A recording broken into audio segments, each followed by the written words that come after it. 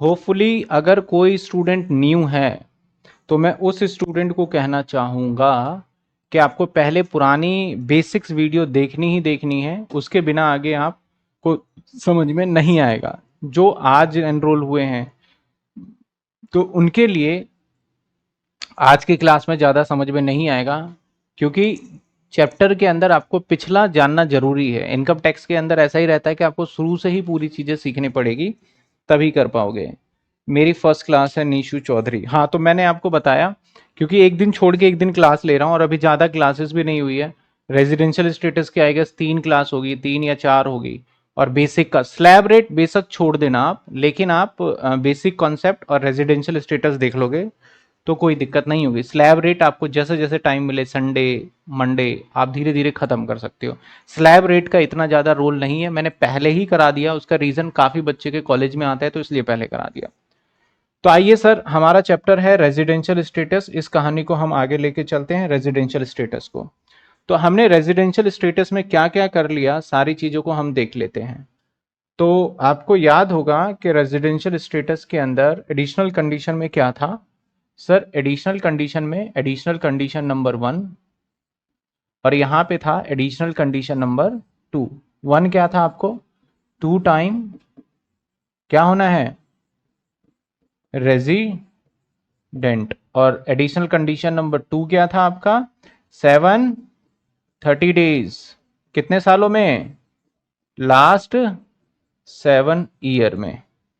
जिन बच्चों ने क्लास देखी होगी मेरे कहने के बाद, तो उनको अब बहुत अच्छे से समझ में आएगा कि मैं क्या पढ़ा रहा हूं और आप क्या पढ़ रहे हो।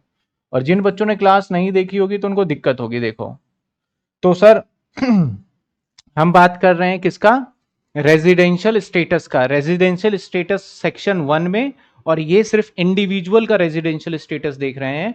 तो उसके अंदर 2 कंडीशन है। पहला कंडीशन कौन सा है हमारा सर, बेसिक कंडीशन, और दूसरा एडिशनल कंडीशन। अगर बेसिक कंडीशन की बात करें तो बेसिक कंडीशन में क्या था कि उसके अंदर भी 2 पार्ट था, लेकिन दोनों में से कोई एक आपको फुलफिल करना होता है। कौन सा एक है, बेसिक कंडीशन 1 कि आपको 182 डेज इंडिया में रहना है जिस साल का टैक्स निकाल रहे हैं।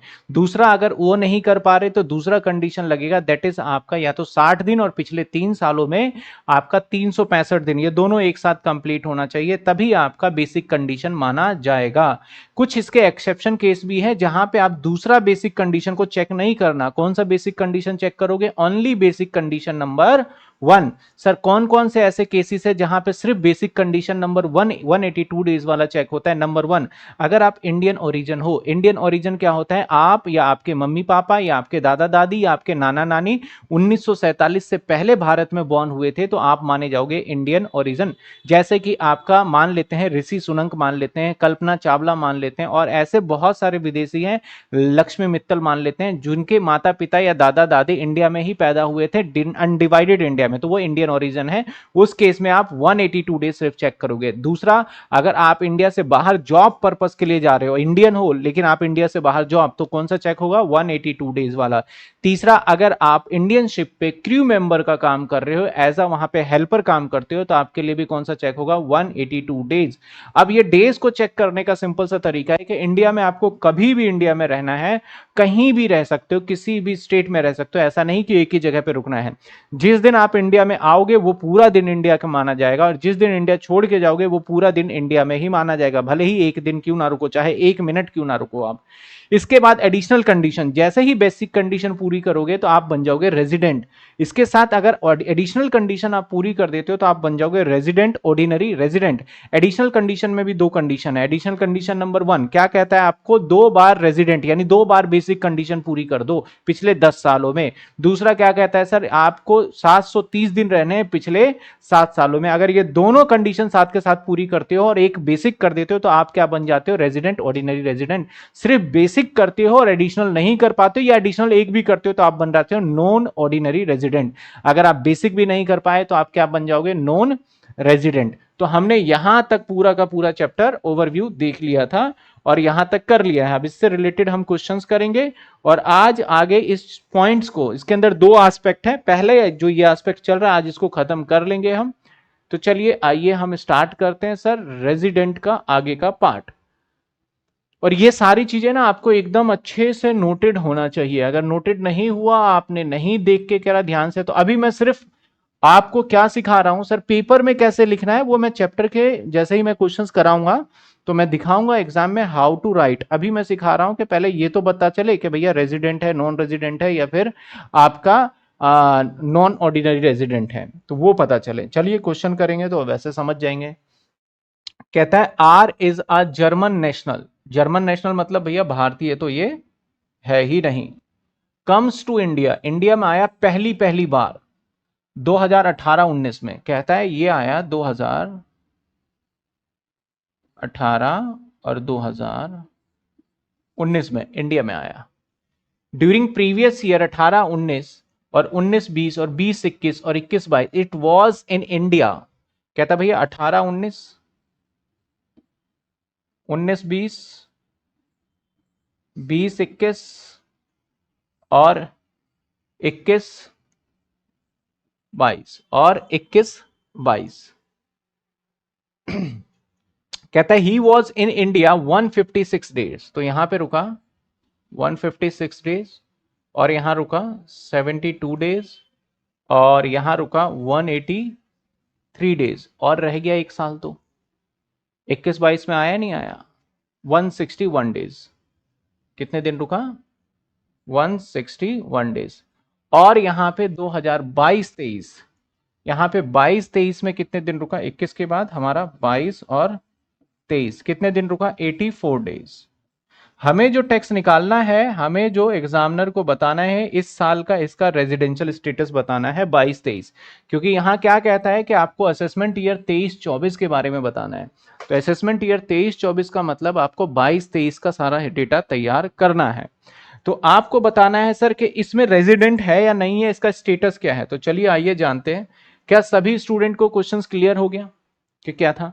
अब भाई यहां पे सबसे पहले हमें लगाना है बेसिक कंडीशन, और बेसिक कंडीशन नंबर 1 अगर हम लगाते हैं तो भैया ये तो हो गया फेल, क्योंकि बेसिक कंडीशन नंबर 1 क्या कहता है कि आपको कितने दिन रुकना है 182, वो तो है ही नहीं भाई 84 है।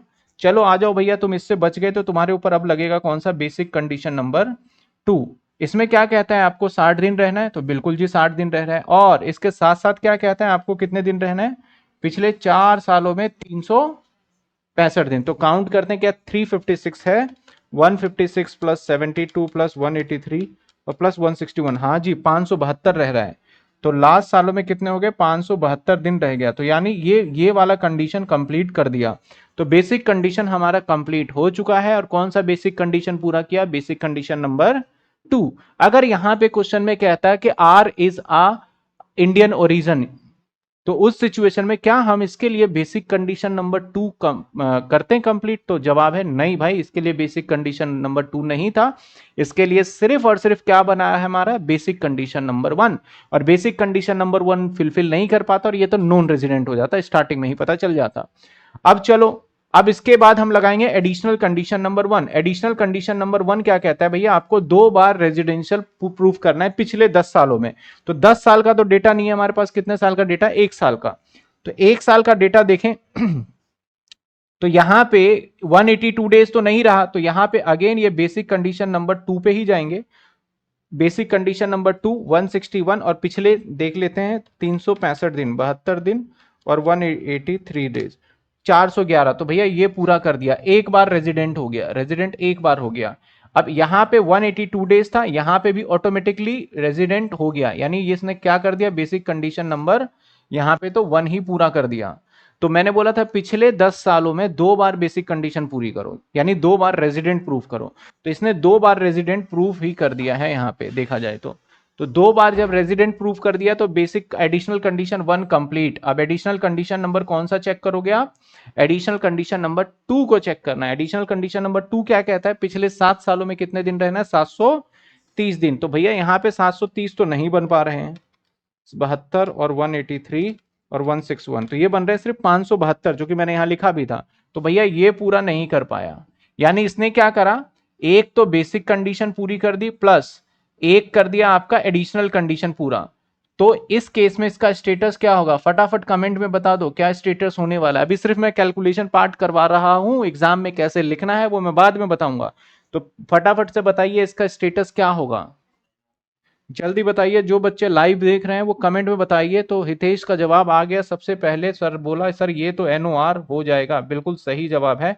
एनओआर का मतलब होता है नॉन ऑर्डिनरी रेजिडेंट बन जाएगा, ये क्या बन जाएगा, नॉन ऑर्डिनरी रेजिडेंट।